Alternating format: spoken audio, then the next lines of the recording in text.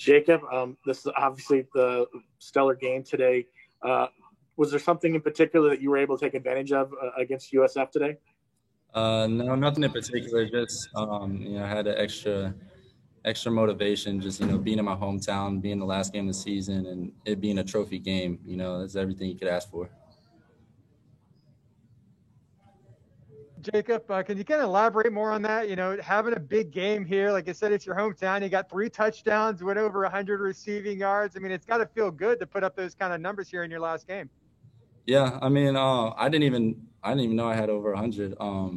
I really didn't even focus on that stuff. I was just, trying to, practice what my coaches preach and, just each play one by one, just focus on next play, and that's just been my mentality. I've been trying to keep that mentality as I get towards the end of the season to try to help me progress my game.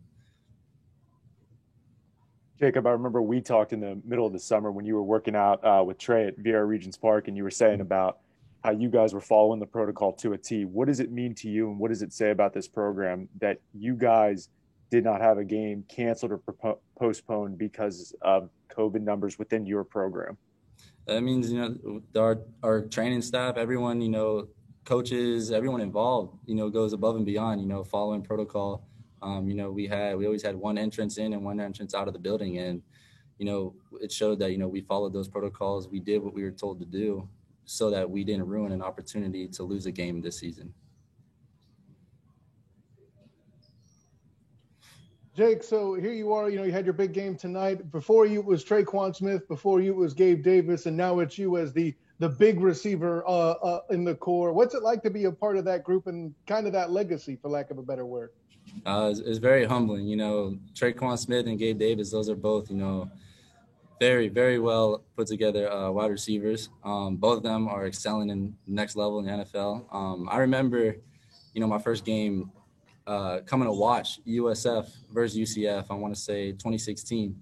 And I remember watching Traquan Smith and, he put a couple touchdowns up that game. And I was just thinking to myself, I want to be able to do that one day. And it's just, it's ironic, I get put in the same situation. But shout out to those guys. They're big inspirations for my game. I try to take a little bit from each of them. Hey, Jacob, we talked with Jake Hescock the other day. He said he's coming back for another year. You were able to come back for this season. Have you thought about that at all in your next steps after this game, or just focus on the game? I'm just focusing on the game right now. I'm sure, we'll see what bowl game we're playing in, and then, everything's up in the air from there. But right now I'm just focusing on, what's ahead. Jacob, obviously you don't know where that bowl game will be, but how important will that bowl game just be for you just to have another game to play? It's huge. It's another opportunity to get out on that field with my teammates, coaches, the guys that, I put all this hard work in together. So it means everything, just get another opportunity to go hit the field with them. Jacob, you talked about playing, here in front of your, kind of fans and friends. How many family and friends did you have maybe you're at the game today? I had around 15 to 20 family and friends here. And that was, that was another big motivation. I didn't want to, have my last college game possibly in Tampa, go out on a bad note. So I had to make sure, I did everything possible to, make sure they were happy.